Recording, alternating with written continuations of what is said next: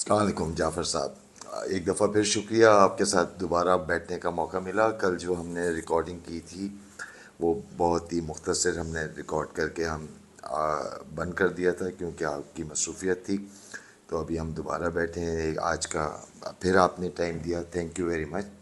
اچھا جعفر صاحب، ہم نے آپ کی کتاب کے اوپر بات کی، کتاب کے اوپر آپ نے کہا کہ اگلے سال تک جو ہے کتاب آ جائے گی، اور اس کے اندر آپ نے بتایا کہ کیا کن چیزوں کو اس میں آپ نے ڈسکس زیادہ کیا ہوا ہے۔ اب ہم پاکستان کے اوپر آتے ہیں، جو پاکستان کی اس وقت کی صورتحال ہے اس میں آپ کو کیا لگتا ہے کہ لیفٹ کا رول ہوگا، پروگریسو لوگوں کا کوئی رول ہوگا آگے، یا کیا کس طرح چلے گا؟ آج کی آپ کو صورتحال ساری آپ کے سامنے ہے، اس کو آپ کس طرح دیکھتے ہیں؟ جی، آپ کا بہت شکریہ، پھر تشریف لائے۔ آج کا پاکستان اور لیفٹ کا کردار، جی میں سمجھتا ہوں لیفٹ کے افراد تو موجود ہیں، لیفٹ ایز سچ موجود نہیں ہے۔ دوسرا یہ کہ پاکستان آئسولیشن میں نہیں ہے، پاکستان اس گلوب کا حصہ ہے۔ جی اگر یہ سمجھ کے کہ پاکستان میں جو کچھ ہو رہا ہے یہ اپنے طور پہ ہو رہا ہے اور یہی سب کچھ، دنیا یہی ہے، تو ایسے نہیں ہے۔ دنیا میں جو کچھ ہو رہا ہے اس کا پاکستان ایک حصہ ہے اور اس کا امپیکٹ پاکستان پہ ہے۔ اور انفارچونیٹلی جو یہاں کا لیفٹ کہلانے والے لوگ ہیں ان میں سے اکثریت وہ پہلے یعنی انڈو سوویٹ لابی کے لوگ تھے، اور اسٹالن کے بعد انہوں نے بالکل ایک ریویژنسٹ انداز تھا ان کا، اور تخلیق پاکستان، تحریک پاکستان، جناح صاحب، ان سب کو برا بھلا کہنا، گالی دینا، یہ رواج تھا ان کا۔ اب جب سوویت یونین ٹوٹ گیا تو اب وہ انڈو امریکن بلاک میں چلے گئے ہیں، اور آج بھی وہ جناح صاحب کو بھی گالی دیتے ہیں، پاکستان غلط بنا، پاکستان ایک حرامی بچہ تھا، اچھا، یہاں وغیرہ پہ وغیرہ۔ جعفر صاحب آپ قطع کلامی ہو رہی ہے۔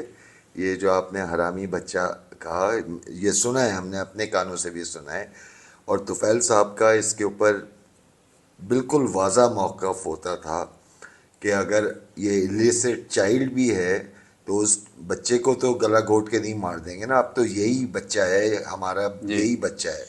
اب تو یہ تھرو آؤٹ جی یہ ہاں موقف رہا ہے، رہا ہے۔ کبھی بھی اینٹی پاکستان موقف طفیل صاحب اور ان کے لوگوں کا نہیں نہیں، رہا۔ ہمارا تو بالکل ویور، دیکھیں ہم پاکستان پرست ہیں، اس لیے ایک تو یہ کہ حرامی بچے کا تصور ہی غلط ہے۔ تاریخ پڑھنی چاہیے، اور تاریخ اس پہ بے شمار کتابیں ہیں، میری تحریریں ہیں، حسن جعفر حسن زیدی جعفر کی صاحب کا بھی 2 کافی کام والیوم ہے کہ جی بالکل۔ پاکستان کیسے بنا، تو ایک تو وہ پڑھنا چاہیے۔ دوسرا یہ کہ یہ جو لیفٹ کی ہم بات کر رہے جی تھے کہ یہ لیفٹ نے جو رویہ اپنایا وہ عوام کے ساتھ رشتہ ان کا نہیں رہا، انہوں نے اپنے آپ کو باہر کی دنیا یا باہر کے انٹرسٹ کے ساتھ وابستہ کیا۔ ہم چونکہ پرو چائنا تھے، جی اور پاکستان ہماری سرزمین جو ہے، ہم سمجھتے ہیں کہ انقلاب جغرافیائی سرحدوں میں آتا ہے، جغرافیائی سرحدوں سے باہر نہیں آتا، جو ٹراسکی نے اور اس کے فالوورز۔ صحیح۔ تو پاکستان ہے تو تبھی انقلاب کی جدوجہد ہو سکتی ہے، پاکستان میں ہی انقلاب آئے پاکستان گا۔ میں ہی۔ چنانچہ یہ جو جغرافیہ ہے پاکستان، لوگ سوچتے ہیں پاکستان توڑ کے شاید انقلاب آ جائے گا، تو وہ تو ہم نے بنگلہ دیش بنا کے لوگوں نے دیکھ لیا، اسی طرح یا اگر انڈیا پاکستان بنا کے بھی تو دیکھ تب لیا بھی تھا۔ دیکھ لیا۔ اور اگر آپ مزید اس کو توڑیں تو سندھ میں بیٹھا ہوں، سندھ میں بے شمار جاگیردار وڈیرے میرے دوست ہیں، تو وہی پاور میں ہوں گے اگر خدا نخواستہ پاکستان ٹوٹتا ہے۔ عوام کا کچھ بھی نہیں ہونے عوام کے والا۔ ساتھ، عوام کو ایک خواب دکھا کے، تو عوام کا اس میں کوئی کردار نہیں ہے، ہم عوام کے ساتھ ہیں، ہم پاکستان کے ساتھ ہیں، اور پاکستان اور عوام کو الگ کر کے دیکھنا یہ نہ تو سائنسی انداز فکر ہے اور نہ یہ حقیقت. آپ کی خواہشات یا آپ کے جو اپنے شعوری یا غیر شعوری آبجیکٹیوز ہیں اس میں یہ نہ پاکستان فٹ ہوتا ہے اور نہ عوام فٹ ہوتے ہیں. آج کے پاکستان میں مجھے دیکھ کے خوشی ہوئی کہ پاکستان کے لوگ دو باتوں میں بالکل صاف ہو چکے ہیں. 68 میں جو ہماری موومنٹ تھی اور پیپلز پارٹی 67 میں بنی اور 68 میں نصرت نکلا اور میں اس کا ایڈیٹر تھا. تو وہ جو تحریک تھی اس میں امریکی سامراج مرد آباد، سوشلزم آوے آوے، روٹی کپڑا اور مکان، یعنی ہمیں امریکن سامراجی ہیجمنی نہیں چاہیے، بالادستی. اور دوسرا یہاں پر ایک معاشی نظام جو کہ سوشلسٹ نظام معیشت ہو وہ ہمیں چاہیے تھا اور لوگ اس کے لیے تیار ہوئے. لوگوں نے ہمیں ووٹ دیا، پیپلز پارٹی پاور میں آئی. بعد میں جو ہوا وہ ایک الگ چیپٹر ہے، لیکن عوام میں جو اس وقت کی کانشیسنس تھی وہ آج مجھے نظر آ رہی ہے. آ رہی ہے دوبارہ بالکل. عوام جو ہیں وہ جعفر بھائی اس کے لیے، اس کانشیسنس کے لیے جو ماس لیول پہ آپ کو نظر آ رہی ہے، عمران کا رول پہ، عمران کے کریکٹرسٹک پہ الگ بات، مگر اس کو بھی کچھ کریڈٹ جاتا ہے. اس لیے جاتا ہے وہ تو اپنی ڈائری اٹھا کے چلا گیا تھا رائٹ. اور گھر جا کے اس نے کہا کہ میں تو بیوی کے ساتھ مل کے ہم فلم دیکھنا ہے اور اس میں تھا. وہ جب لوگوں کو اس نے دیکھا دین ہی کیم آؤٹ. اور اس کا یہ اس لیے اہم رول ہے کہ اس نے وہ امریکن جو کاغذ سائفر یا اس پہ لوگوں کو جب بات کی تو لوگ تو پہلے ہی دے نو کہ ہمارا ملک غلام ہے امریکہ کی. ہمیں تو قائد اعظم کے بعد وہ بیمار تھے اور ان کی زندگی میں ہی لیاقت علی نے آہستہ آہستہ ہمیں امریکہ کی گود میں ڈال دیا اور آج تک ہم وہاں پھنسے ہوئے ہیں.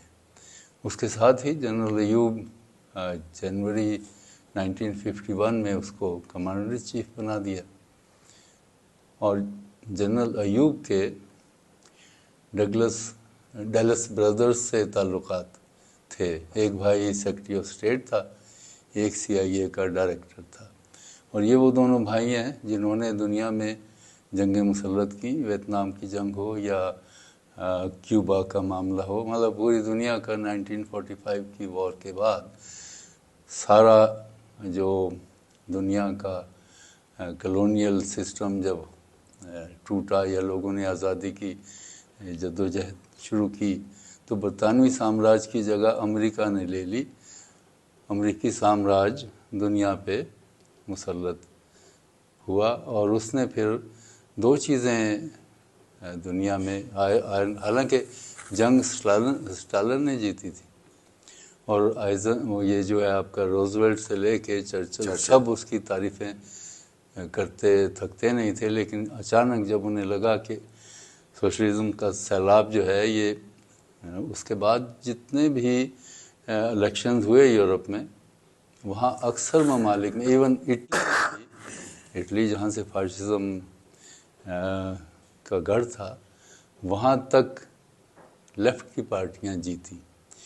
تو یہ بہت بڑا خطرہ تھا.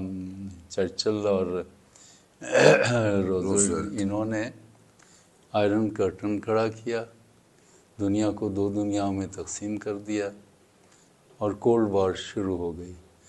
اور کولڈ وار شروع ہونے کے ساتھ ہی انہوں نے دو باتیں کی کہ مذہب کو خطرہ ہے اور انسانی آزادیوں کو خطرہ ہے، جمہوریت کو خطرہ ہے.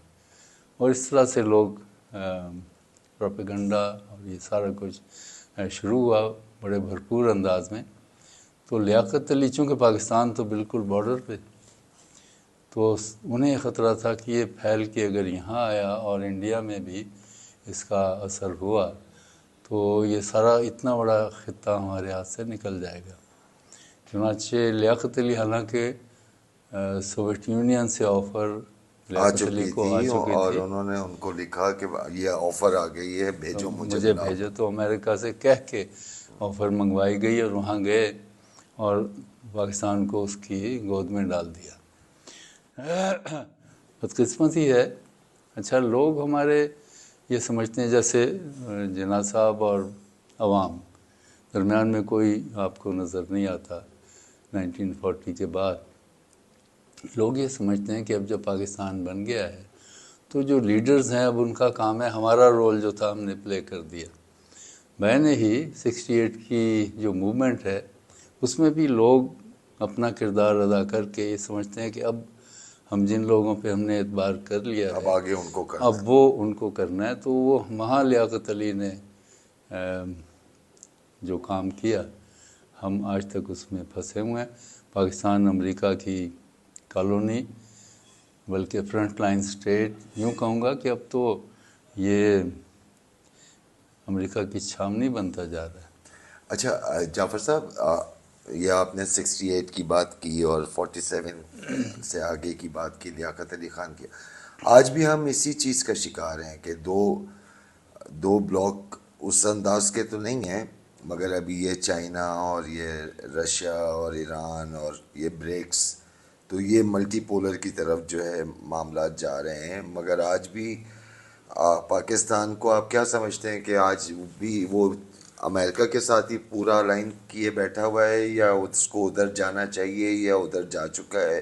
क्या आप इसके बारे में क्या कहेंगे? पाकिस्तान में जो हुक्मरान तबक़ात हैं वो एक तरफ हैं, राइट। अवाम दूसरी तरफ हैं। ठीक। दुनिया भी दो दुनियाओं में तकसीम ब्रॉडली हो चुकी है, बल्कि मल्टीपोलर वर्ल्ड है अब। अवाम जो है वो अमेरिका से निजात चाहते हैं। अमेरिका के नुमाइंदे यहाँ पर मुख्तलिफ़ अदारों में भी और अफराद और सियासत के मैदान में भी उसके सबसर्विएंट हैं, उसके इंटरेस्ट को यहाँ वॉच करते हैं। अमेरिका की ताकत उनको बैक पे मौजूद है, और चूँकि वो ऑर्गेनाइज्ड हैं, अवाम ऑर्गेनाइज्ड नहीं है, बिखरे हुए हैं, तो ये तज़ाद मौजूद है। और तज़ाद ये शार्प होता जा रहा है। नेशनल क्वेश्चन पर भी जो हमारा इंटरनेशनल यानी आलमी साम्राज्य के साथ जो तज़ाद है वो भी शार्प हुआ, और जो तबक़ाती तज़ाद है वो भी शार्प हो रहा है। उसमें अवाम एक तरफ है, अवाम का इन हुक्मरानों से कोई ताल्लुक़ नहीं। राइट। इसी तरह इन हुक्मरानों का अवाम के साथ कोई ताल्लुक़ नहीं। चुनांचे हुक्मरानों को ये सोचना चाहिए, जो शायद इनमें से कुछ सोचते होंगे, कि ज़वाल पज़ीर अमेरिकन साम्राज्य और उसके इत्तेहादी ये ज़वाल पज़ीर है। जो इमर्जिंग फोर्सेस हैं उनके साथ रिश्ता जोड़ना चाहिए। आपने देखा वियतनाम की जंग से आज तक, यानी जितनी भी जंगें अमेरिका ने लड़ी, अफ़गानिस्तान हो, इराक़ हो, लिबिया हो, आपका शाम, अब तो यमन, उसके बाद यूक्रेन, हर जगह इसने जंग हारी है और अपना बोझ अब वो उठाने के काबिल नहीं रहा। जावेद साहब, एक और सवाल है। ये आपने कहा कि ये हारती हुई ताकतें हैं और ये उभरती हुई फोर्सेस हैं, और हमें अवाम वेट अपना उनके साथ डालना चाहती है, ये हमें उधर डालना चाहिए। अच्छा, यहाँ पे मैं सिर्फ एक सवाल, मुझे पता है कि जैसे हमने शुरू में ही कहा था कि हर चीज़ के ऊपर पूरे 2-2 घंटे हम बात कर सकते हैं, टाइम की इस वक्त किल्लत भी है। ये जो हमें वेट उधर डालना चाहिए, क्या आप समझते हैं कि ये जो दूसरा ब्लॉक बन रहा है या बन चुका है या एग्जिस्ट करता है, तो ये साम्राज्य नहीं है, ये दूसरा ब्लॉक जो है, क्या आवाम की खिदमत करने के लिए अलाइन हो रहा है, या मार्केटों को कैप्चर करने के लिए ही, मार्केट्स पे तसल्लुत के लिए? मतलब आमने सामने दो साम्राज्य, इनको आप इस तरह नहीं देखते? इस दर आपको कुछ बेहतरी नज़र आती है, कुछ अच्छा इसमें से निकलेगा? पहले तो ये बात समझने की ज़रूरत है कि क्या जो दूसरा ब्लॉक है ये साम्राज्य है। हमारे वेस्ट में और यहाँ भी बहुत तेज़ी से ये प्रोपेगेंडा किया जा रहा है कि चीन एक साम्राज्य है, चीन मंडियों का कब्ज़ा अपने, और चीन यूं फैल रहा है और ये है और वो है। एक तो हमारे यहाँ ये फिक्रा चलता है तो नीचे तक चल पड़ता है, बग़ैर सोचे समझे। हम मुताला नहीं करते, जैसे मैंने पहले अर्ज़ किया, ना तरजीह करते हैं साइंसी बुनियादों पर। डायलेक्टिकल मटेरियलिज़म की टूल्स या साइंटिफिक सोशलिज़म का तो हमारे यहाँ वैसे ही फुकदान है, पढ़ते वढ़ते नहीं हैं। ये बात समझने की और सोचने की है कि जो इस वक्त चीन के अंदर जो इकोनॉमिक मॉडल है, उसको बड़ी गहराई से उस पर नज़र रखने की ज़रूरत है। क्या वो वही केन्स की थ्योरी है, या क्या वो सेंट्रल प्लान्ड इकोनॉमी जो मैंने जिसकी स्टडी की पोस्ट ग्रेजुएशन पोलैंड से, क्या ये वो है? दुनिया में दो ही मॉडल थे ना, तो ये एक तीसरा मॉडल है जिसको अंडरस्टैंड करने की ज़रूरत है। उसको समझे बग़ैर ये समझ लेना कि चीन साम्राज्य है और अवाम अगर उसमें चले गए तो एक और साम्राज्य के कब्ज़े में चले जाएंगे, ये हमारे यहाँ ट्रॉस्काइट से लेके और वेस्टर्न प्रोपेगेंडा इंटेलेक्चुअल सब इस जोर दे रहे हैं कि चीन भी साम्राज्य बनने वाला है और चीन से बचो।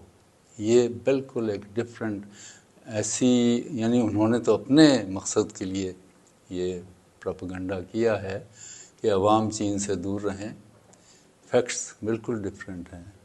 दुनिया में जिस तरह से चीन फैल रहा है, उसकी जो ट्रेड के हवाले से जितनी मार्केट्स हैं, उस पे जो कब्ज़ा है वो ईस्ट यूरोप, यानी वो बिल्कुल डिफरेंट किस्म का रिलेशनशिप है।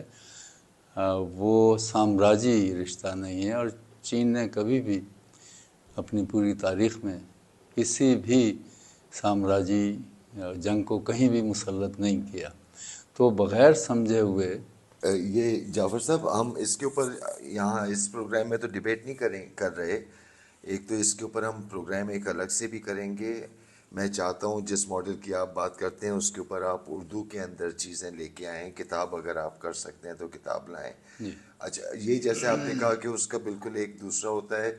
ये भी देखा गया है कि जैसे वो चाइना कहीं जा रहा है इकनॉमिक इन्वेजन या इकनॉमिक वहाँ पे अपने सरमाया लेके जा रहा है किसी दूसरे मुल्क में, तो ज़्यादातर उसके चाइनीज़ ही लोग वहाँ पे आके काम करते हैं।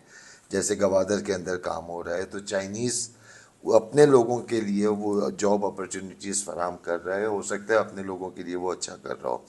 पाकिस्तान या श्रीलंका या और पूरा अफ्रीका के अंदर भी अगर इस तरह की मालूमात और डेटा है तो उसको आप लेके आइएगा सामने कि मतलब पाकिस्तानी अवाम को भी चीन से फ़ायदा हुआ या अफ्रीका की आवाम को भी चीन से नहीं, फ़ायदा हुआ। फ़ायदा नुकसान तो बात में देखने का है। दूसरा है कि डिबेट लफ्ज़ हम बहस नहीं करते, हम सीखते हैं एक दूसरे से। सही। डिबेट टॉक शोज़ में होती है। हाँ बिल्कुल, ठीक है ना? मैं तो सीखना चाहूँगा, या हम ये तो जो लोग डिबेट देखेंगे बिल्कुल इसलिए, सीखें। मतलब हाँ, अगर आप मैं कोई आपसे सीखूं, आप मुझसे सीखें। और डिबेट लफ्ज़ जो है वो कॉलेज में करनी छोड़ दी उसके बाद। और उसके बाद कप मिलता था, ये आप जीत गए। बेशुमार कप जमा ठीक हुए। तो अब तो सीखने सिखाने की बात है। चीन को समझे बगैर, जैसे मैंने पहले कहा, आपके यहाँ या कहीं भी जहाँ इतना करप्ट सिस्टम है, वहाँ वो अपने आदमियों के बगैर एतबार नहीं करते। यहाँ आपको ये भी मैंने देखा है कि यहाँ भी वो रिश्वत का निज़ाम है और उनसे रिश्वत लेकर काम होता है। और चूँकि हम एनर्जी के बहुत से प्रोजेक्ट्स में, और यहाँ का आपका झमपीर का जितना भी विंड मिल्स का और ये सारा, तो इनके साथ बहुत इंटरेक्शन रहा है जी। तो एक तो आपका सिस्टम ऐसा है जिसमें वो आप पे भरोसा नहीं कर सकते, या यहाँ का जो सिस्टम जिन जिन ममालिक में है, और ये सिस्टम सूट करता है अमेरिकन साम्राज्य को कि करप्ट हुकूमतें, करप्ट बदयानत सियासतदान और सिस्टम ایسا جو استحصال کرتا رہے جس کی بنیاد پر وہ ملک سیاسی طور پہ بھی اور معاشی طور پر بھی کمزور رہے، یہ ان کو سوٹ کرتا ہے۔ رائٹ. اور یہی وجہ ہے کہ پاکستان میں یہ جو کرپشن ہے وہ کرپٹ لوگوں کو اقتدار میں لاتے ہیں۔ پچھلے چند دہائیوں میں جو ہوا ہے وہ لاتے ہیں، اور یہ لوگ ان کا مقصد یا مفاد کو پورا اس کی حفاظت کرتے ہیں۔ تو جیسے میں نے پہلے کہا، چین کو بہت گہرائی سے نہیں، بالکل آپ کی چیزوں کا، آپ کے کام کا انتظار رہے گا جی کہ وہ جس طرح سے آئے ہاں گا تو وہ دیکھا ڈیفینیٹلی جائے گا. وہاں پہ بھی اس پہ بہت جی بحثیں جی ہو رہی بالکل، ہیں۔ پوری دنیا میں یہ بات جی ہے اس کے اوپر. وہ اس لیے ہے کہ یہ جو کارپوریٹ کیپٹلزم ہے جو پورے گلوب کو اپنے قبضے میں کرنا چاہتا تھا، اب تو ناممکن ہو گیا ہے۔ کبھی فرسٹ آرڈر، وہ new world order. New world order, کبھی گلوبلائزیشن، کبھی کچھ، تو وہ تو چلا نہیں، یہ معاملات تو پٹ گئے، جنگیں ہار چکا امریکہ۔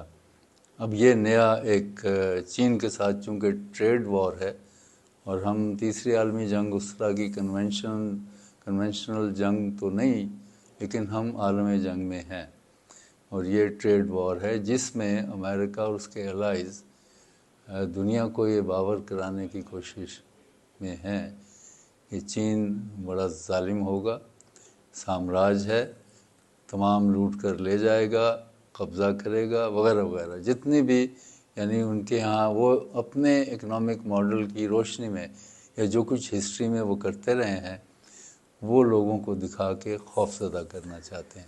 اس لیے چین کا مطالعہ بہت ضروری ہے۔ ضرور. اچھا دوستوں، یہ جعفر صاحب نے ایک شکایت مجھ سے یہ بھی کی کہ کامران تم جب انٹرویو کرتے ہو لوگوں سے، ظاہر ہے ہوتے ہی ہیں دوستوں کے ساتھ اور سارے، تو کہہ رہے ہیں کہ اس بات کا خیال رکھا کرو ہسٹری ڈسٹارٹ نہ ہو. تو یہاں نام نہیں لیں گے کہ کس نے اس طرح کی کوئی ایسی بات کی جو ہے تھا نہیں. تو جعفر صاحب بھائی اس کے اوپر بھی کچھ بتائیے کہ کیا چاہتے ہیں کہ ہسٹری ایز اٹ از آئے اور لوگ خیال رکھیں بات کرتے ہوئے اس کو ڈسٹارٹ نہ کریں. نہیں، وہ کرنا ہی نہیں چاہیے، بددیانتی ہے۔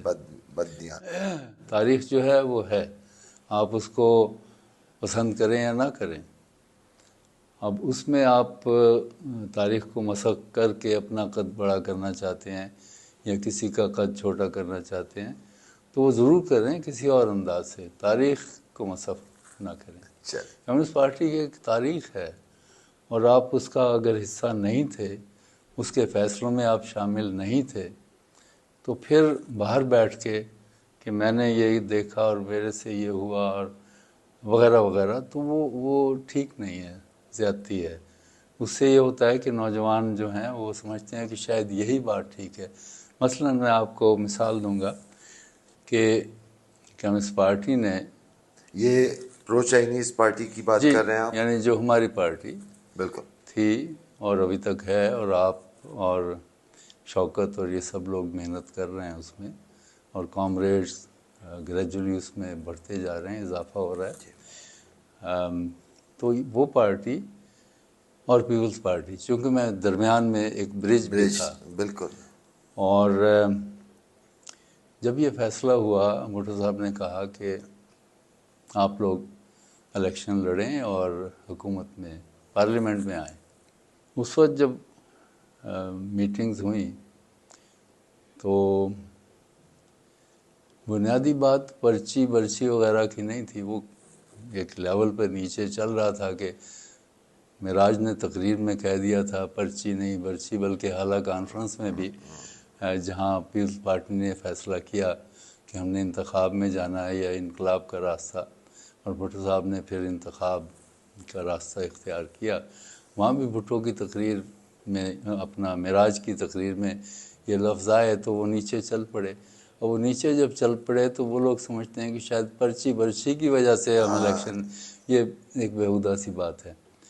اس لیے ہم نے سیٹیں نہیں لی تھیں کہ اس وقت پارٹی یہ سمجھتی تھی کہ اگر ہمارا ایک ممبر جو کہ کئی سالوں میں بنتا ہے، اور اس پہ بہت محنت وہ خود بھی کرتا ہے، پارٹی کرتی ہے، نکھر کے وہ سامنے آتا ہے.